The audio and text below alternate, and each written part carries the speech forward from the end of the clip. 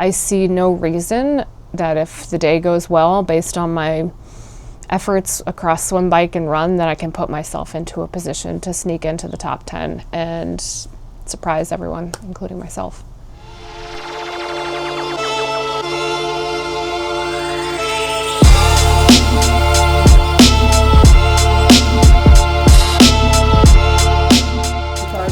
It's always harder to get in the water when you're cold.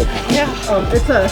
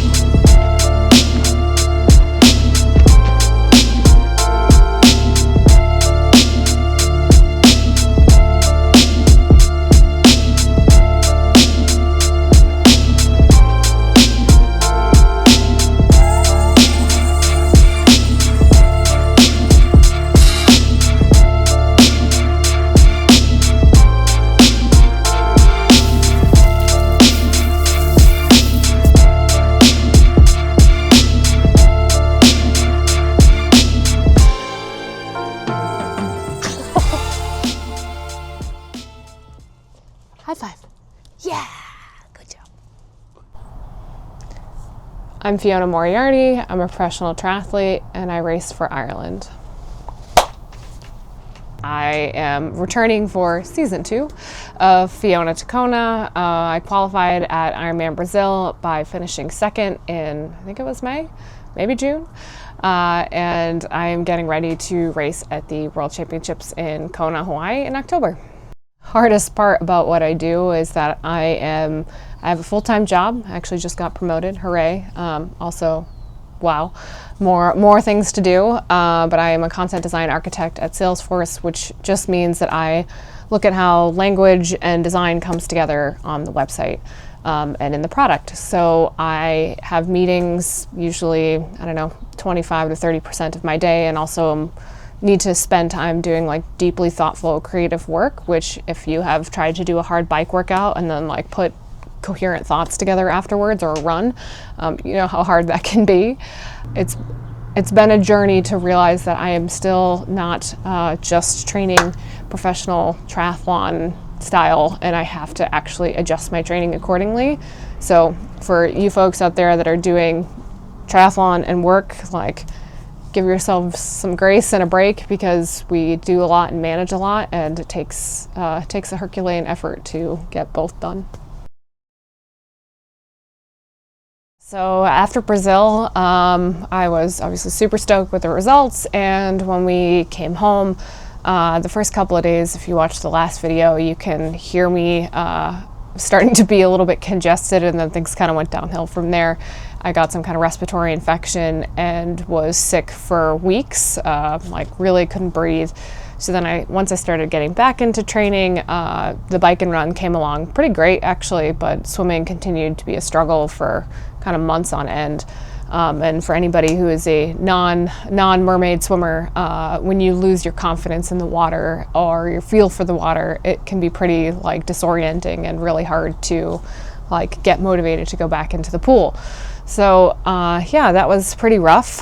I started to get ready for Boise 70.3. I was pretty excited generally to race. My bike and run were coming along great, and swimming was, I'll give it a C+, B-. Everyone had a pretty slow swim. The buoys had kind of exploded all over the place, and I came out like relatively-ish in an okay spot. And I hopped on the bike and thought I was gonna just, tear through the pack, which was really my plan. And at about mile 2, I realized the day was going to be a very, very long day. My power was super low. I couldn't really see, or I had a really hard time seeing, and my vision was going all over the place.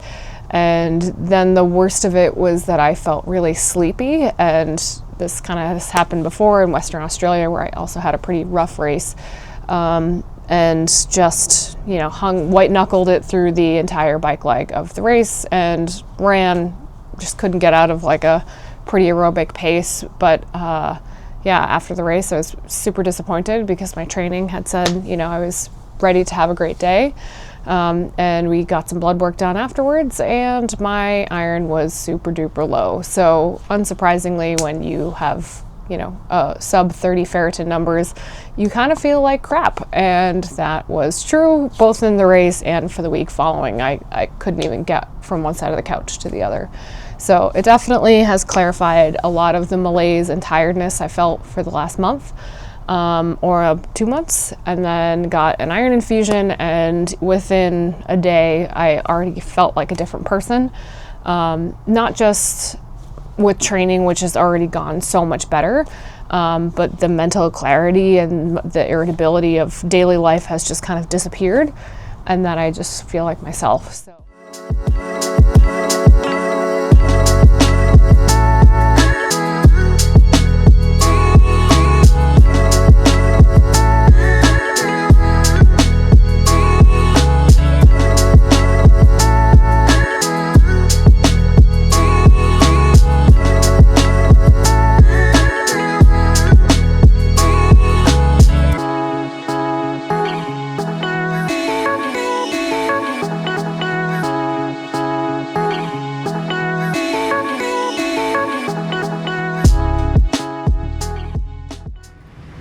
How was that?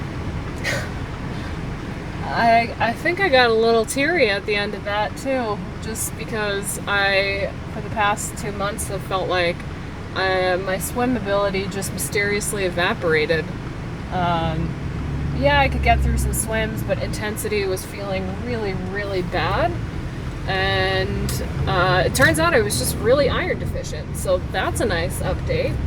And I felt incredible. I haven't been able to swim like that in a long time. I feel mentally and physically like a different person, so that's awesome. Fiona and Kona is back on track. We're back, baby. I'm not bad at swimming. I was just real iron deficient.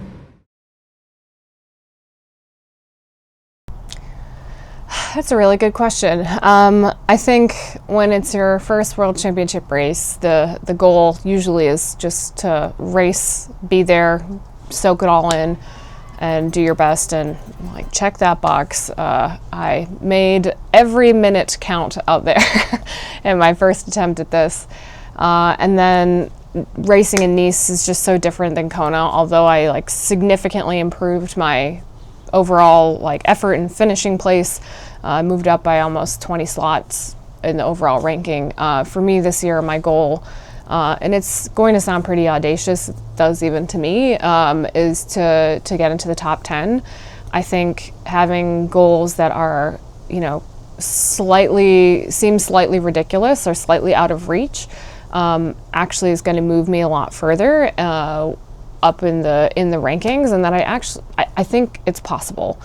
If the day goes perfectly, if my prep goes well, I truly believe in myself and my partners and my ability to execute really, really hard things.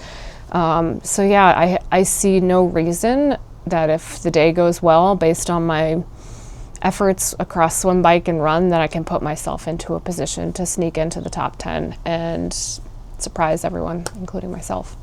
I think the fact that I'm going into this year looking to compete and to put myself in the mix instead of being there to participate just totally shifts my perspective on what I'm capable of doing. This mindset of being competitive in Kona and getting the best out of myself in that particular environment has then made me shift how I'm approaching the day-to-day physical stresses of training, and taking recovery even more seriously. So taking another big chunk of time off work so I can really focus. My coach Casper is coming out to Bend so that we can get a couple of good days of training together. Yeah, and I just feel like I'm in a place where I'm going to absorb my physical training much better because of the headspace I'm in going into the race. in the spirit of leaving no stone unturned, I'm adding a new partner for the rest of the year through Kona and hopefully beyond with Vision FSA. They will be sponsoring my cockpit and wheels, which along with my QR VPRI is going to make me go super fast. But really what has been so wonderful about this partnership already is when we talk to the team, how much they care about performance and really making sure that the things that we're adding to my bike not only work for me as an athlete, but that the partnership works to support me. And they've been around in triathlon for years. You've also seen many of the Tour de France and Tour de France Femmes riders rocking their wheels. So I know I have the highest quality stuff to make me go fast, which is a little bit scary because now the only thing that I have to work on is the rider. So I'm just really delighted that we have put together such a strong list of partners to make my bike as fast as I possibly can go.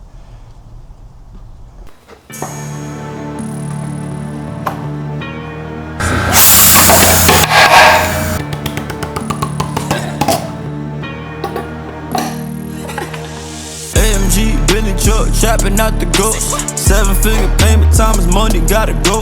Addicted to the game, the came for the show. Met her at the party, she was playing with her nose. Big dog, I could get the highs and the lows.